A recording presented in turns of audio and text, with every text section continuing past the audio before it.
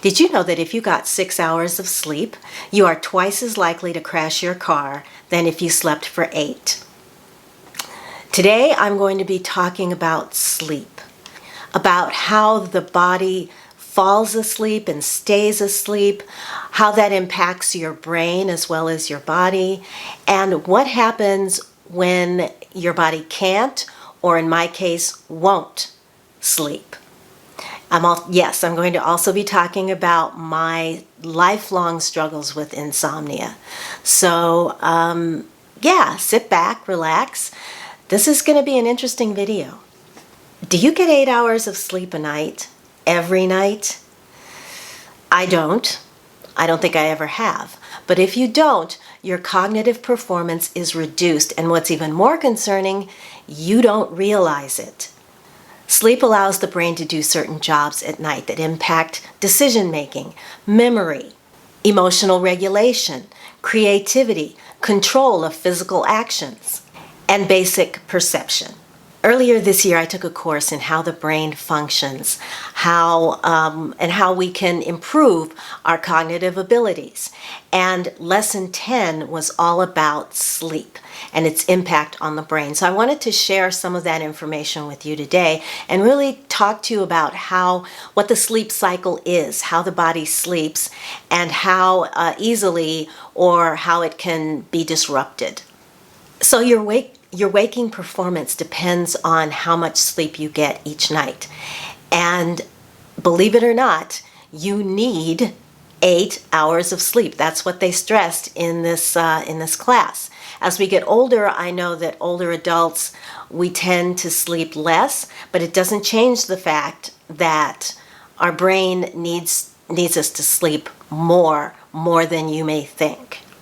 Because I struggled with insomnia for the last month, I really wanted to review this lesson again and bring it to you to try and figure out why my body insists on going against its natural biological nature and refuses to sleep. My hope is that if you like me, suffer from insomnia, that understanding the mechanics of sleep can help you better determine what type of therapy can help you break the cycle and get you to sleep 8 hours every night. Not only is sleep necessary for cognition and learning, this is the time that the brain takes to really clean out the waste products and memory clutter that have accumulated during the waking hours. These are the memories that are not important, that are unimportant, and the brain takes the time to sort of clean itself, remove all of that stuff that it doesn't need so that it can continue to function at its highest level going forward the next day. As I go through this video, because I am sleep deprived, you are going to probably see some of this, what happens when the brain can't perform this function because I'm going to be struggling and with words and thoughts and getting my thoughts across. So you're going to be looking at the results right here in person.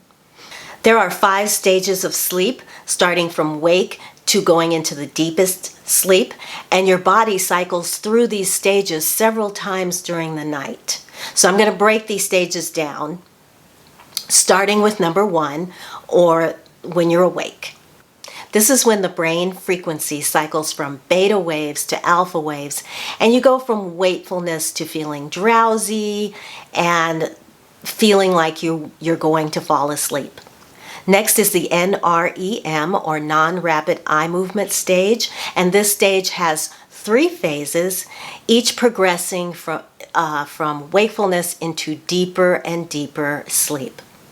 The first phase, or N1, is when you're in the lightest stage of sleep. This is when you're dozing, and this can last anywhere from 1 to 5 minutes. N2 is a deeper stage of sleep where your body temperature and your heart rate drop. Phase 2 sleep lasts around 25 minutes in the first cycle and then becomes progressively longer as you cycle through the stages over the course of the night. It lengthens with each successive cycle, and this accounts for about 45% of your actual sleep time. N3 is when your brain frequency is emitting delta waves. These are low frequency waves, and this phase is considered low wave sleep. This is considered the deepest stage of sleep and is the most difficult to wake up from. For some people, even loud noises won't wake them up when they are in stage 3 or phase 3 sleep. And as we age, we tend to spend less time in this low wave sleep and more time in phase 2 sleep or N2 sleep. If you've ever been awakened during this stage of sleep, you're going to feel mentally groggy initially. It's a short period of mental fogginess, and it's sometimes called sleep inertia. You can have moderately impaired mental performance for about 30 minutes to an hour. I'm going to be looking at notes. This is the stage when the body repairs and regrows tissues, it builds bone and muscle, and strengthens the immune system. This is also the stage when sleepwalking and night terrors can occur, as well as bedwetting. You spend about 35% of your overall sleep time in this stage. At this point, you are going to progress out of NREM sleep and into REM or REM or rapid eye movement sleep. Many of you, I'm sure, have heard or are familiar with this term, REM sleep. This is when the brain is releasing theta waves. You're dreaming. Your brain is making adjustments to improve memory, creativity, and problem solving. It consolidates the memories of the day and files them away for easier access. This stage usually starts about 90 minutes after you fall asleep, with each REM cycle increasing in length as you progress through the night. The first cycle of REM sleep lasts about 10 minutes, and by the third or fourth cycle of the night, it can be up to an hour. So if you get 8 hours of sleep, you will cycle through these stages 4 to 5 times a night, and each time your REM sleep, the time you spend in REM sleep, is getting longer and longer. A complete cycle takes anywhere from 90 to 110 minutes. The first REM period is short, and over the course of the night, you end up spending more time in REM sleep than you do actually in NREM sleep, but it's a progression. Notice that the sleep cycle is regulated by what's called the circadian rhythm, which is driven by the hypothalamus, the part of the brain that also regulates hunger, your mood, your heart rate, and your body temperature. The circadian rhythm also controls the release of certain hormones, including prolactin, melatonin, and norepinephrine. And approximately 75% of your sleep time is spent in the NREM stage, with the majority in the N2 stage. So let's talk about my insomnia journey, shall we? External causes were what led to this particular bout of insomnia.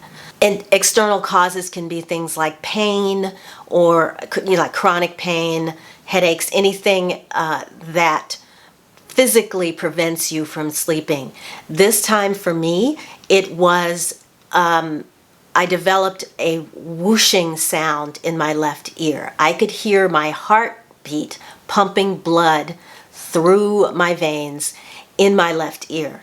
It was loud, it was unrelenting, and I couldn't sleep. I could not sleep through it. It started in the night and then progressed to going all day long. It was impossible to concentrate. And then at night, when I desperately wanted to rest, I couldn't do it. Now, the good news is that a couple of weeks ago, I went to my doctor. She did some stuff to my ears. We discovered that there was a blockage in this ear that once removed, the tinnitus that I've had for years pretty much went away. Like right now, quiet. It's totally quiet. And in this ear, I had an infection that needed to be cleared up. So the issue that was keeping me awake disappeared. However, my body had learned to this behavior of it might fall asleep. I'd sleep for an hour or two, I'd be awakened, and then I'd lay there all night listening to my ears. And I thought that once the issue with my ears was cleared up, I would just go back to my normal sleep cycle, and that hasn't happened.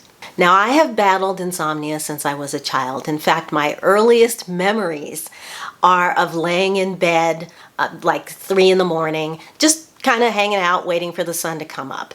Usually, I get a decent amount of sleep each night. By decent, I mean 7 hours maximum. And although it's not consecutive, I tend to wake up at least once or twice during the night. But then I go back to sleep, usually within a reasonable amount of time. Oh, and let me just say, it's like nails on a chalkboard when people tell me that, oh, well, you're stressed out. That's why you can't sleep. No, the only thing that stresses me out is not being able to sleep. When I can sleep, I'm pretty much, evenly stressed, nothing major, and I do use L-theanine to, keep the stress levels really low. But yeah, that's it. Sometimes it can be stress, for people. Everyone has their own triggers. Stress has never been a trigger for me. If I'm stressed, I will really sleep well, just to avoid. I guess it's just to avoid the stress. But yeah, the only thing that when I get nervous, stressed, and anxious is because I can't sleep. There are a lot of articles, a lot of advice out there from experts about how to, what to do about insomnia, especially as we get older. In older adults, there are less things, there are less solutions for us because of our advancing age. So what doesn't work? Don't take naps. This is from, again, these tips are from quote-unquote experts, but this one I 1000% agree with. It destroys your ability to access REM sleep, and sleep medications disrupt REM sleep, as does alcohol. Also, your body will adapt, raising its tolerance level to these two medications and alcohol if you're using that to help you to sleep. You're going to need more and more over time. Melatonin is not optimal for insomnia because over time you can develop a tolerance to it as well. Although my doctor has put me on a melatonin therapy program that I will talk more about at the end of the video. What works to ensure that you get 8 hours of sleep according to the experts? Strengthen your unconscious association between the bedroom and sleep. In other words, don't eat, work, or watch TV in the bedroom. Now, my body currently thinks that the couch is the bedroom because that's usually where I doze off in front of the television. Maybe it's because I'm lying down and not sitting up. I don't know. But when you go to bed, turn out the lights and close your eyes. And here comes the hard part. You have to relax and be patient. I like to focus on deep breathing, on letting, relaxing, like relaxing each part of my body individually. Experts advise you to focus on your breathing and then let your mind wander. It's not too much different than when you're meditating, actually. You just let your thoughts go where they will. If you are plagued by any intrusive thoughts, acknowledge them and then let them fall away. And by intrusive, I mean like anything upsetting or anxiety inducing or stress related. Acknowledge and then let them fall away. Now, during the times when I am awake, say between, I fall asleep fairly easily. I wake up about an hour and a half to 2 hours after I fall asleep. And then I lay there for the next 5 or 6 hours, and if I'm lucky, I will fall asleep, and if I'm not, then I don't. But yeah, I average about between 1 and 3 hours of sleep a night. I have been. But during those times when I'm lying in bed, this is what I'm doing. I am just letting my mind go wherever it wants to go. I often end up writing novels about much more exciting people that live more exciting lives than I do. And, you know, just letting my brain kind of do whatever it wants to do. This process, experts believe that this process helps to retrain your nervous system. If thoughts intrude, you gently usher them out and then go back to your breathing. You also want to avoid bright light for several hours before bed. This is your blue light. Instead, fill your room or your environment with soft, warm, as in the reddish hues, lighting. Also, if you're on your computer screen, consider switching to night mode or wearing red, like red tinted glasses. And keep those soft bulbs on the lowest setting. Candlelight is also really nice. The reason is because blue light shuts down melatonin production. So when you wake up in the morning, open up your windows and look at the blue skies. It's the best way to get yourself going at the beginning of the day.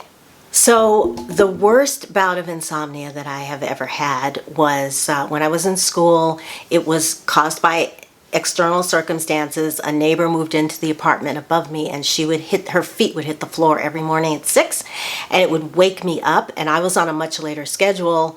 And so as each night progressed, I was exhausted because my days were really long, and I would think, all right, if I fall asleep right now, I'll get 7 hours of sleep.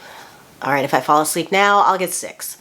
If I fall asleep right now, I'll get 5 and 4 and 3 and 2, and then I would be awake. And I was awake without sleeping for 1 month. I had so much anxiety associated with sleep that I was exhausted, but I'd hate to even get in the bed at night because I knew when her feet hit the floor, that was it, because she was going to be stomping around and keeping me awake.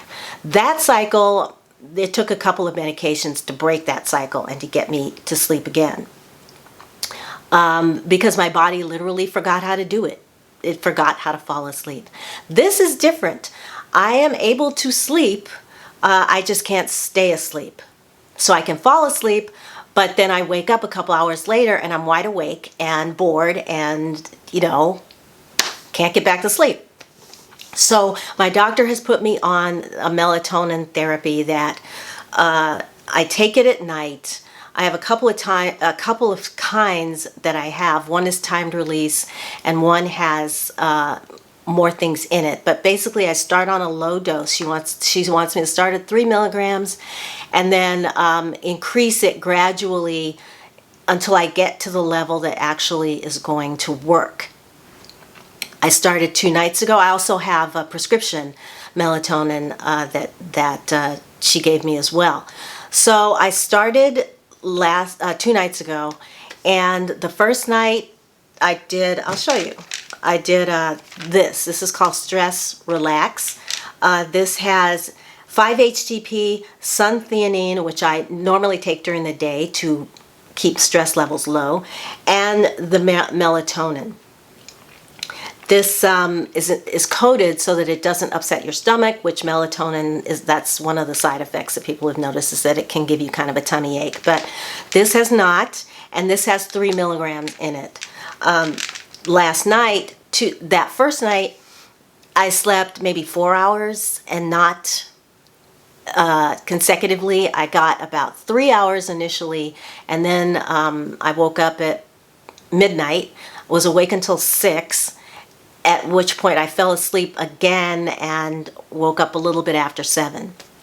So it was an improvement, not much, but the next night, last night, I added this one. This is a timed release melatonin. This is also 3 milligrams. So between the two, I'm now up to 6 milligrams. And this doesn't release right away. It gives you a little bit right away, and then you get it consistently through the night.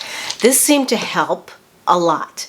So that last night I actually got 7 hours of sleep, not consecutively, But 3 hours, I woke up, was awake for about an hour, and then fell back, well, 2 hours, and then fell back to sleep and slept about 4 hours. So it's getting better, but my body is stubborn. I know that. And so I'm going to keep playing around with it until I come up with something that will at least help my body to unlearn the pattern that it's so entrenched in right now. So that's my insomnia journey story. Tell me yours. I'm assuming the reason you're watching this video is because you have issues with getting enough sleep. We can try to shoot for 8 hours. I'm going to try and shoot for 8 hours because that's where we should be. That's the best place for us to be. And so let's do it together. You know, tell me, have you used melatonin before? I've used it once and it did nothing. But again, I wasn't using it enough, nor was I using it correctly. So we'll see how this works. There are a variety of medications that are safe for seniors. Some of them I've taken and with mixed results. One in particular has been pretty good, and a couple of others were just kind of meh or not at all. So you want to have a natural sleep pattern. You don't want something that is just going to knock you out and then, you know, like 6 or 7 hours later you wake up and you don't feel like you've rested, because that whole sleep cycle that we talked about wasn't able to progress the way that it should. So yeah, let's wrap it up. Again, like I said, leave your thoughts, leave your history, leave your stories. I want to read them. I'm sure that everyone else watching wants to read them, because it can help. We can help each other. You can help me, and hopefully, you know, we'll all get to that point where we can get a decent night's sleep every night unaided. All right, so until I see you in my next video, I'm going to wish you a wonderful day, many restful nights, and I will see you again very, very soon. Bye.